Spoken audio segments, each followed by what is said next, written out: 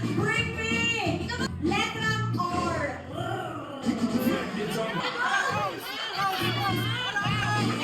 Meron sa'yo, kuya, relo. Pouch. Red pouch. Again?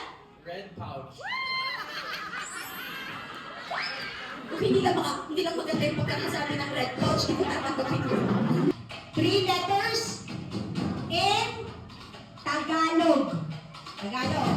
Letter M, letter E, letter N.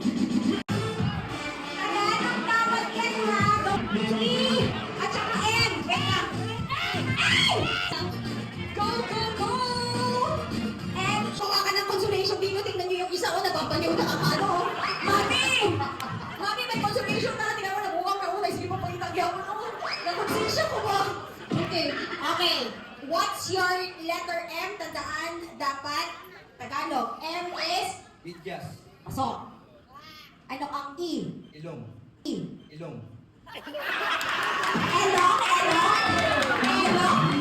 Pasok ba, elong? Ay, paano ko, Rose? May ilong, boy.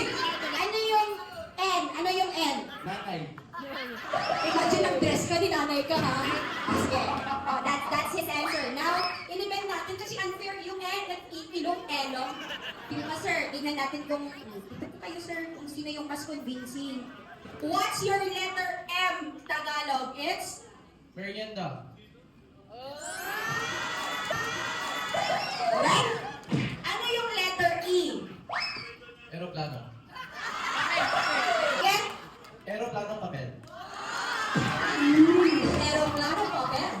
How about your N? Nail cutter. Cutter. Ano sa Tagalog ang nail cutter? Nail cutter? Nail cutter. Ano? Ito may butas yung ilong naging eto. Sorry Ano yung isa?